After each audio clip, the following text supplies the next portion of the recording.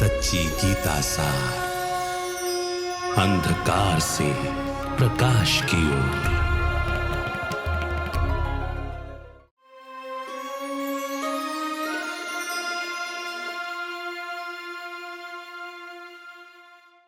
नमस्कार। अंधकार से प्रकाश की ओर सच्ची गीता सार इस कार्यक्रम में आप सभी का स्वागत है। हर कड़ी में हम कुछ नए विषयों पर चिंतन करते हैं। हर एपिसोड में कुछ नया चिंतन करने के लिए ले आने का उद्देश्य यही है कि हम हर चीज को एक नए नए परिवेश में समझते जाएं। नया विषय हर एक के लिए रोचक भी लगता है। आइए आज भी एक नए ख्याल के बारे में चिंतन करते हैं। हमारे साथ स्टूडियो में ब्रह्मा कुमार ब्रजमोहन भाई हैं। भाई साहब, आपका स्वागत है। ओम शांति। गीता के ज्ञान से जुड़े हुए बहुत सारी चीजों को हम समझते आ रहे हैं। गीता बहुत स्पष्टता से परमात्मा के परिचय के बारे में, आत्मा के स्वरूप के बारे में ज्ञान देती है। हम ये मानते आए हैं कि परमात्मा एक है।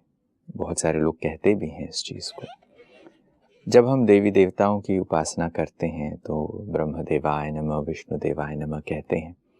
मगर सिर्फ शिव के लिए ही ऐसा कहा जाता है कि शिव परमात्मने नमः। तो शिव जब एक ही हैं, उन्हें अकेले को परमात्मा कहा जाता है, तो ऐसा क्यों कहा जाता है? ये एक प्रश्न उठता है कि एक को ही क्यों मानते हैं। फिर जब भक्तजन जब मंदिरों में पूजा इत्यादि करते हैं तो शिवलिंग पर जल चढ़ा रहे हैं, शिवलिंग की पूजा हो रही है, तो भी उसे ऐसा कह देते हैं कि ये शंकर का ही प्रतिरूप है। अब हम सभी जानते हैं कि शंकर देवता हैं, उनका एक शरीर है, बट यह शिवलिंग निराकार है। शंकर को हम परमात्मने नमः नहीं कहते, बट शिव को परमात्मने कहते हैं। तो ये क्या कोई संबंध है शिव और शंकर के बीच में, या क्यों हम ऐसा करते हैं? देखिए, इसके कई पहलू हैं। एक पहलू तो ये है कि जब हम कहते हैं परमात्मा, परम आत्मा मीन्स आत्मा, उसके साथ कोई प्रकार का शरीर नहीं है। और परमात्मा हमको भी गीता का यही लेसन देते कि तुम भी आत्मा हो। इस वक्त तुम शरीर में हो, लेकिन शरीर लेने से पहले भी तुम आत्मा थे, और मृत्यु होने के बाद शरीर से आत्मा निकलती है, तुम निकल गए, फलाना शरीर छोड़ गया, चल बसा। तो ये तो यही पड़ा है। तो आत्मा भी एक आत्मा है, परमात्मा भी परमात्मा। अब इस यार्ड स्टिक से आप देखिए, गीता का भगवान परमात्मा है। अन्य जितने भी ग्रंथ हैं उसमें कोई ना कोई मनुष्य, कोई ना कोई विद्वान का लिखा हुआ होगा। इसीलिए गीता को हम कहते हैं सर्वश्रेष्ठ श्रीमद् भगवद गीता। और एक एक श्लोक में भगवानो वाच भगवानो वाच भगवानो वाच लिखा। ऐसा होते हुए अब क्वेश्चन जो पैदा होता है, अगर शिव शंकर एक हो तो शंकर जी का तो शरीर है, शंकर जी को भी शिव कहेंगे तुम आत्मा हो। अब हुआ कैसे ये भी एक बात है। परमात्मा इस दुनिया को चेंज करने के लिए 3 रूप रचते हैं। उसको कहा जाता है ना करावनहार। तो एक रूप है ब्रह्मा का, एक रूप है विष्णु का, और एक है शंकर का। अब ये जो शंकर रूप है, इसके द्वारा परमात्मा विनाश करवाते हैं। ठीक है। एक प्रकार से शिव के 3 प्रथम पुत्र हैं, ऐसे कह ले, सूक्ष्म है जी। शरीरधारी नहीं है। इसलिए शिव का 3 लकीरें बनी होती हैं, जिसको त्रिपुंडी कहते हैं। 3 का बहुत महत्व दिखाते हैं। उस पर जो बेल पत्ते चढ़ाते हैं उसमें भी 3 पत्ते होते हैं। शिव को त्रिमूर्ति भी कहा जाता है। अब क्योंकि शंकर उस हिसाब से शिव के पुत्र हैं, तो भारत में एक रस्म है, वो है कि पुत्र के साथ पिता का नाम जोड़ने से लोगों को आइडेंटिफाई होता है किसका पुत्र है। फॉर एग्जाम्पल गांधी जी, तो गांधी जी का नाम तो करमचंद गांधी था, लेकिन हमेशा कहा जाता था मोहनदास करमचंद गांधी, उनके पिता का नाम जोड़ा जाता था। इसी हिसाब से लोगों ने शिव शंकर भोलेनाथ कहना शुरू कर दिया। लेकिन ये मोहनदास करमचंद गांधी में हम जानते हैं इनमें से एक करमचंद है, दूसरा मोहनदास करमचंद नहीं, उसका पिता है। तो यहाँ आकर के हमने क्या किया कि बोलते तो रहे, लेकिन उसके पिता को भूलकर शिव शंकर को एक कर दिया। तो शिव शंकर तो एक है नहीं। इसके कितने उदाहरण हैं। ओम नमः शिवाय कहते हैं, ओम नमः शंकर तो नहीं कहते। शिवरात्रि मनाते हैं, शंकर रात्रि तो नहीं मनाते। कोई व्यक्ति गलती से अपने आप को भी शिवोहम कहते हैं, वो भी शंकरोहम तो नहीं कहते। शंकर जी के साथ पार्वती दिखाई जाती है। शिव निराकार एक है, गॉड इज वन, वही ट्रूथ है, वही नॉलेजफुल है, वही गीता का भगवान है, त्रिकालदर्शी है। तो इसलिए हैं अलग, लेकिन लोगों ने ऐसे जोड़ लिया। तो ये जो मानना है वो मान्यता शारीरिक भान में आने की वजह से उधर भी शरीर को देखने की बात हो रही है, मगर गीता का भगवान ये बात कहते हैं कि तुम आत्मा हो, तो परमात्मा होने के नाते वो एक हैं और उनका अपना शरीर नहीं है। हम शरीरधारियों को परमात्मा नहीं कह सकते। मंदिर ये अलग है। भारत के अंदर जो शिवालय होते हैं उसमें शिव के निराकार रूप की पिंडी होती है, और साथ साथ उसके साथ आत्माओं की भी छोटे छोटे सालिग्राम की बट्टियां होती है।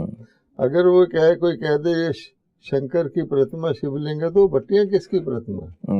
क्वेश्चन पैदा होता है ना। बिल्कुल। वो तो नाम ही उसका शिवालय है, और शिव को ही सत्यम शिवम सुंदरम कहते हैं, जो सत्य है वास्तव में। हमारे सब में भी, देवताओं में भी सत्य आत्मिक रूप ही है। अगर हमारा शारीरिक रूप आज है तो ये सत्य नहीं है, क्योंकि कुछ आयु पहले हम इसमें नहीं थे और कुछ समय बाद नहीं रहेंगे। ये तो हमारा माध्यम है। तो जब सत्य कहते हैं ट्रूथ इज एटर्नल, तो ये शरीर तो एटर्नल नहीं है, और शंकर जी का भी शरीर तो एटर्नल नहीं है। शंकर जी ने भी कभी वो रूप धारण किया, कभी उसको छोड़ा। इसलिए जो सत्य है वही शिव है। तो पहली बात तो ये एटर्नल है, एटर्नल केवल आत्मा होती है। जैसे आपने ये बात कही सत्यम शिवम सुंदरम की बात कही, ये हम सुनते आए हैं, बहुत सारे लोग इस चीज़ को समझते भी हैं। जब परमात्मा को हम शिव समझ रहे हैं कि भाई हाँ परमात्मा एक है, वो सत्यम शिवम है और वो सुंदरम है, तो अब उस एक परमात्मा की जो निराकार है, जिसकी वंदना की जाती है, तो फिर वही एक होना चाहिए जो गीता का भगवान हो, जिसने गीता सुनाई हो। अब ये प्रश्न उठता है कि फिर गीता का भगवान शिव है या फिर देवता कृष्ण है? पहली बात तो परमात्मा कौन है, क्योंकि गीता भगवानोवाच है, तो गीता का भगवान परमात्मा है। निराकार रूप में तो परमात्मा है। बिल्कुल। परमात्मा कौन है?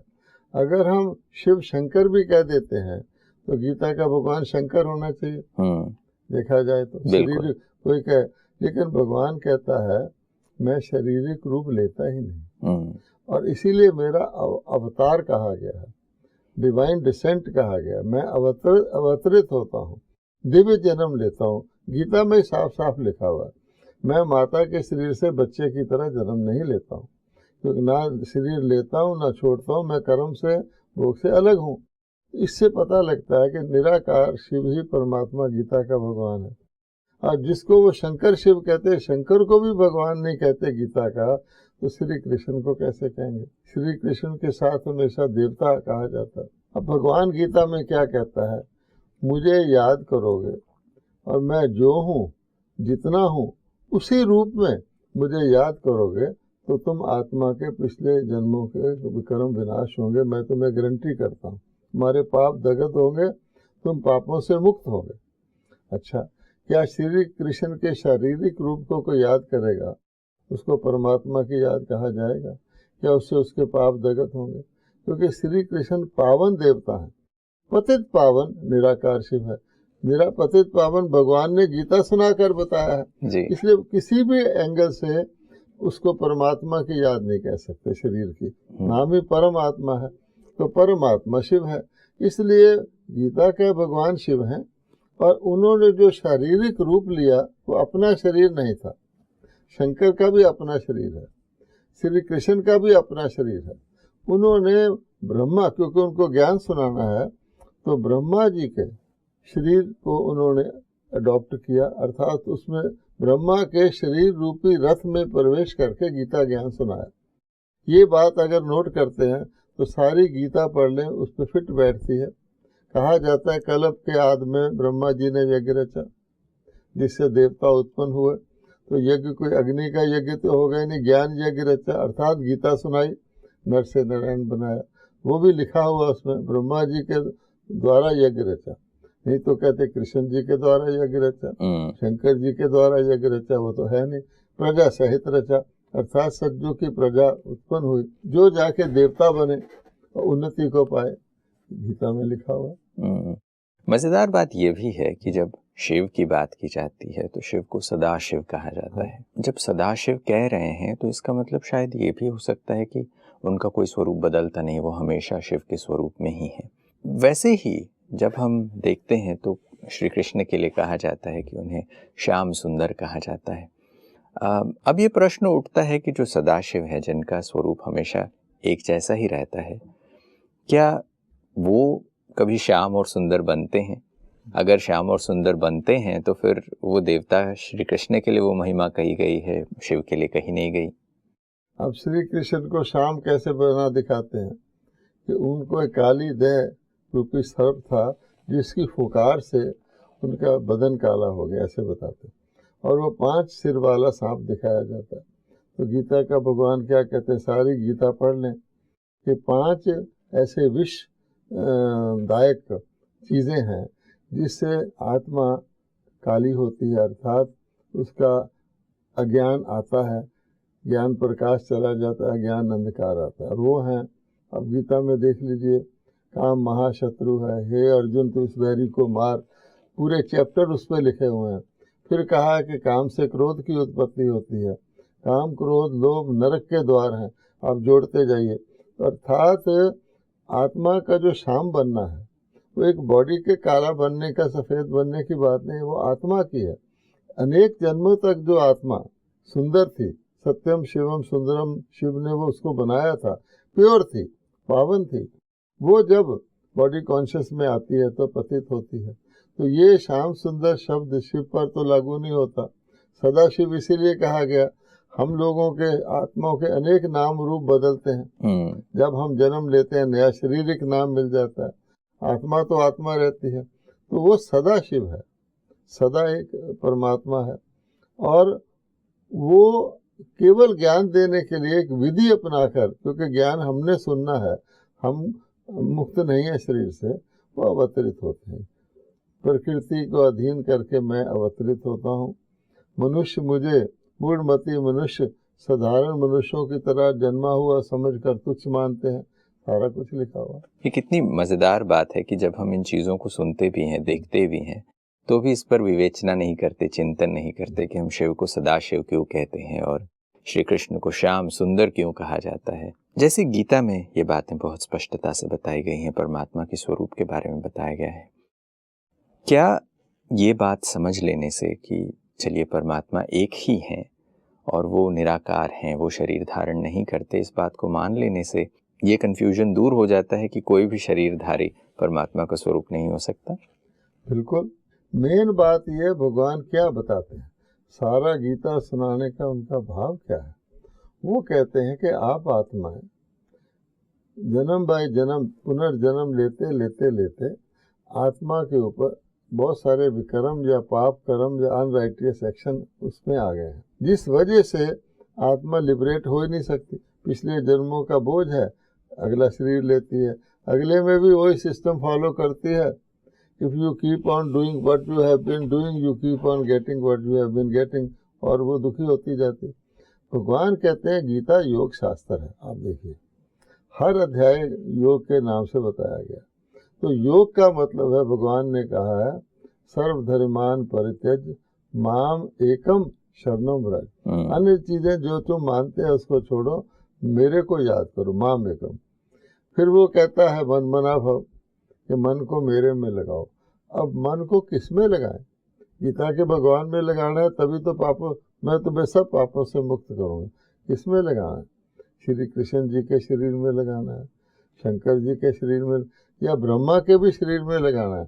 वो कहता है नहीं, ये भी मेरा माध्यम है, तुमको मैं जो हूँ, जैसा हूँ, जितना हूँ, उस रूप से याद करोगे। जैसे फ़ोन नंबर ही मिलाते हैं, तो एक डिजिट भी दिक्कत हो जाए तो नहीं मिलेगा, नहीं मिलता है। तो आपका वो पहुँचेगा ही नहीं, आपकी ना वो याद परमात्मा की करेंगे, आप बॉडी वाले ही भगवान ढूंढेंगे। इस वजह से क्या हुआ है, बॉडी वाले को भगवान मानने से आज अनेक शरीरधारियों को भगवान मानने लगे।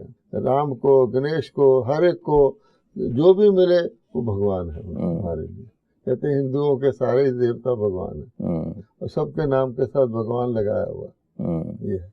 ये जो देवताओं के नाम के आगे भगवान लगाने से परमात्मा की याद नहीं हो पा रही है, या फिर जो प्राप्ति होनी चाहिए, जो गीता कहती है कि मुझ एक को याद करो, आज हम बहुतों को याद करने लगे हैं और सारे ही शरीरधारी हैं जिनको याद करने से न मन मनाभव हो पा रहा है, मन किसी एक में टिक भी नहीं पा रहा है। इसलिए सबका यही कंप्लेंट है। तो जितने भगत हैं उनसे पूछिए, कहते नहीं हम सच्चे दिल से, पूरी लगन से, श्रद्धा से बैठते हैं भगवान को याद, हमारा मन ही नहीं लगता। जब आपको नंबर ही नहीं पता, नेचुरली आपका कनेक्शन जब जुड़ेगा जिससे आप जोड़ना चाहते हैं, आप बैठ जाओ तो सारा दिन आपका मनुष्यों से व्यवहार रहता है, तो मन कहाँ जाता है? मनुष्य किसी कारोबार में चले जाएगा मनुष्यों, जबकि पता है कि परमात्मा हमारा अनादि पिता है, परम पिता है, सुपरलेटिव डिग्री लगाते हैं, डियर डियरर डियरेस्ट, और वही हमारा सदगति करने वाला है। फिर मन छोटी चीजों में क्यों जाता है? परिचय ही नहीं है। तो जिधर मन जाता रहेगा उधर ही घूमेगा ना। तो भगवान ने योग इसीलिए सिखाया और कहा कि ये योग मैं तुम्हें जो सिखा रहा हूँ ये बहुत काल से प्रायलुप्त है, क्योंकि योग के नाम पर भी मनुष्यों ने फिर क्या किया, अनेक योग बनाए हुए हैं, वो सब शारीरिक हैं। ये तो योग भी जो गीता के अंदर योग है वो आत्मा का योग है, परमात्मा से जोड़ने के लिए है। और क्योंकि आत्मा समझकर परमात्मा को याद करने की बात थी, यहाँ हम शारीरिक देवी देवताओं से योग लगाने का प्रयास कर रहे हैं, तो वो नहीं जुड़ रहे हैं करते, अर्थात शरीरधारी होकर योग को भी हमने शारीरिक विधि कर लिया। ये कितनी बड़ी बात है कि जब हम देखते हैं कि गीता को हम योग शास्त्र तो कह रहे हैं और यहाँ पर हम सब कुछ शारीरिक बनाने के कारण उससे जो प्राप्ति होनी चाहिए वो नहीं हो पा रही। इसीलिए गीता पुस्तक होते हुए भी भगवान ने कहा है मैं पुनः आऊंगा, वरना अगर जो भगवान ने सिखाया था इस पुस्तक में होता तो भगवान को आने की जरूरत नहीं थी, पढ़ लेते जी। उस गीता पढ़ने से मनुष्यों के अंदर विरोधाभास आता है, वो सोचते हैं लिखा कुछ है मैं कैसे करूं। आप किसी खजाने के नक्शे को देखें तो एक जगह आप अटक जाते हैं, आगे क्या करना है। तो भगवान कहता है वो नहीं समझ पाते। थोड़ा उन्होंने बॉडी कॉन्शियस होने के कारण गीता ग्रंथ को भी उन्होंने बॉडी कॉन्शियस ही कर दिया। जो युद्ध है, फॉर एग्जाम्पल परमात्मा ने विकारों से युद्ध कराया, काम को जीतो, क्रोध को जीतो, लोभ को जीतो, मोह को जीतो, अहंकार को जीतो तो तुम मुक्त हो जाओगे। उन्होंने उसको भी शारीरिक बना लिया, युद्ध भी शारीरिक, यहाँ तक कि गीता शास्त्र को भी शारीरिक बना दिया। ये बात है। ये बात हमने समझी कि परमात्मा को हम सदाशिव कहते हैं, उनका स्वरूप कभी बदलता नहीं है। हालांकि श्री कृष्ण के लिए हम श्याम सुंदर ये कहते हैं, तो परमात्मा श्याम सुंदर स्वयं कभी नहीं बनते क्योंकि उनका स्वरूप एक जैसा है, क्योंकि वो सदाशिव हैं। ये बात हमने समझी कि श्री कृष्ण के लिए कहा जाता है कि वो विकारों रूपी पांच सिर वाला सांप था, उन विषों से उनका रंग ऐसा सांवरा बन गया। तो ये भी जो हम दिखा रहे हैं वो भी शरीर को दिखा रहे हैं कि श्री कृष्ण का शरीर सांवरा हो गया। मगर क्या विकार शरीर को सांवरा बना रहे हैं कि क्या वो आत्मा को काला कर रहे हैं? यही बात है कि क्या एक ही शरीर में व्यक्ति श्याम और सुंदर बनता है, या अनेक जन्म वो सुंदर के रूप में देवी देवताओं के युग चलते हैं। सूर्यवंशी देवी देवता हुए, चंद्रवंशी देवी देवता हुए, सृष्टि का आधा साइकिल तो देवी देवताओं का ही राज था, उसमें तो सुंदर रूप में रहे होंगे। फिर उसके बाद जाके द्वापर से लेकर गीता में ही लिखा हुआ है कि काम विकार की उत्पत्ति द्वापर में होती है, रजोगुण में होती है। तो सतोगुण में तो होती ही नहीं, रजोगुण में भी थोड़ा सा काम विकार होता है, तमोगुण में आकर के पूरा रूप धारण करता है। तो भगवान कहते हैं उसी शाम को मैंने सुंदर बनाया, आत्मा को बनाया ना। ऐसे ही जैसे कहते हैं श्याम सुंदर, ऐसे ब्रह्मा का दिन ब्रह्मा की रात कहते हैं। अब ब्रह्मा की रात कैसे हो गई? अगर ब्रह्मा देवता हैं तो ब्रह्मा का दिन ही होना चाहिए। तो ब्रह्मा ने भी कहा जाता है सृष्टि पर आए, ब्राह्मण रचे, और वो धीरे धीरे ब्राह्मण को तो देवता से भी उत्तम गिना गया है। यानी देवताओं की आद ब्रह्मा जी ने की। ब्राह्मण देवी देवाय नमः कहते हैं, अर्थात वो ब्राह्मण को तो गायब भी कर दिया इन्होंने। इसने दिन किया था सृष्टि में, जिसने देवताओं को कहा तो है ये देवता उत्पन्न हुए और वृद्धि को पाए, अर्थात वो दिन में आगे सुंदर बन गए। लेकिन फिर जाके सुंदर से वो शाम बनते हैं, शाम के एंड में आकर परमात्मा सदाशिव उनको शाम से सुंदर बनाते हैं, ब्रह्मा के माध्यम से बनाते हैं। उस बात को भगवान कहते हैं मैं दोबारा आके बताता हूँ। हम लोग भी जो चर्चा कर रहे हैं किस आधार से कर रहे हैं? उस पुस्तक के आधार से तो नहीं कर रहे। पुस्तक में तो जो कुछ लिखा है, भगवान कह रहे हैं मेरी प्राप्ति वेद से, अध्ययन से, तीर्थ से, दान से, पुण्य से, तप से नहीं होती, और लोग वही कर रहे हैं। इसका मतलब परमात्मा की उस बुक को भी वो पूरी तरह फॉलो नहीं कर रहे। जब भगवान कह रहे हैं तीर्थ यात्रा से मेरी प्राप्ति नहीं होती, इस तीर्थ यात्रा से, गंगा स्नान से शरीर धुल सकता, आजकल तो वो भी बात छोड़ दो, आत्मा तो नहीं धुल सकती, तो फिर गीता ज्ञान से धुलती है। ज्ञान गीता का है। फिर ये भी आप देख लें, कहा गया गीता कहाँ से निकली? गीता शिव की जटाओं से निकली। वो शिव शंकर जी को शिव बना दिया, वास्तव में शिव ने ही गीता ज्ञान दिया है। उसका ये प्रूफ है कि गंगा शिव की जटाओं से निकली थी और वो ज्ञान गंगा थी। कि कितनी मजेदार बात है कि हर सूक्ष्म सी चीज को, जो आत्मा के ज्ञान के अंदर की बात थी, उन सबको हमने एक्सटर्नल कर दिया, उन सबको फिजिकल कर दिया, जिसके कारण और ही ज्यादा अज्ञान बढ़ने लगा। आप देखिए कि साधु हैं, वो गेरवा क्यों पहनते हैं? इसलिए कि मनुष्यों की भाषा, मनुष्यों की बोलचाल विकारों से दूषित हो गई है। कोई भी ऐसे मनुष्य शब्द नहीं बोलते जिनमें विकारों का टिंज ना हो। अब उन्होंने कहा कि हम हमारा वस्त्र ये रहेंगे, कम से कम लोग हमारे साथ तो इस प्रकार की खराब भाषा नहीं बोलेंगे, तो एक्सटर्नल रूप देना पड़ता है। लेकिन भगवान कहते हैं आजकल सारी दुनिया ही एक्सटर्नल को ही देखती है। हर चीज़ में आप देखिए, पैकेजिंग को देखेंगे, उस पर लिखा होगा गार्डन फ्रेश। अच्छा, पैकेट पे लिखा है ना, पहले वक्त में तो ये पैकेट नहीं होते थे।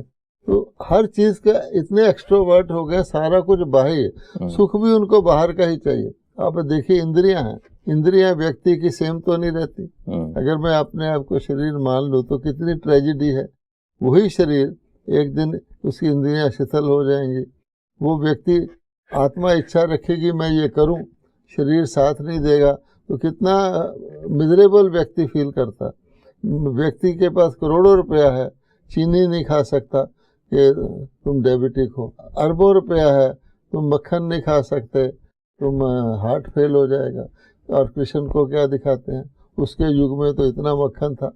इसलिए भगवान कहता है कि सारी गिरावट, जिसको धर्म गिलानी भगवान कहता है, यही है कि जो नहीं है वो अपने आप को मान रहे हैं और जो है उसको नहीं मान रहे। ये कितनी बेसिक सी गलती नजर आती है कि सिर्फ ये एक चीज नहीं समझने के कारण हम परमात्मा के स्वरूप को भी फिजिकल में ले आए। जो निराकार परमात्मा का स्वरूप है, शिव परमात्मा नमः जिसे कहते हैं, उसे भी हम एक आकारी देवता के साथ जोड़ते हैं। श्री कृष्ण को गीता का भगवान मान लेते हैं, जबकि गीता का ज्ञान परमात्मा का दिया हुआ है। और योग भी परमात्मा आत्मा समझकर उस परमात्मा को याद करने का सिखाते हैं। और भी चर्चा के लिए विषय है, मगर समय देखते हुए यहीं विराम लेना पड़ेगा। आज आप आए, इसके लिए आपका बहुत बहुत धन्यवाद। नमस्कार। ओम शांति। दोस्तों, आज अंधकार से प्रकाश की ओर सच्ची गीता सार में हमने ये बात समझा कि शंकर एक आकारी देवता हैं। उनको अपना स्वयं का शरीर है, वो परमात्मा नहीं हो सकते। जब हम शिव परमात्माय नमः कहते हैं तो वो एक हैं। गीता में भी ये बात कही जाती है कि परमात्मा कहते हैं कि मामेकम याद करो। मामेकम शरणम व्रज कहा जाता है, तो परमात्मा के एक की शरण में जाने की आवश्यकता है। आज हम शरीरधारी देवताओं को देखें तो अनेक देवताएं हैं, मगर परमात्मा जो एक हैं, जो आत्माओं में परम हैं, उन्हें याद करने की, उनसे योग लगाने की आवश्यकता है। गीता योग शास्त्र यही सिखाता है। आज के इस एपिसोड में बस इतना ही। अगले एपिसोड में फिर मुलाकात करेंगे। तब तक के लिए नमस्कार।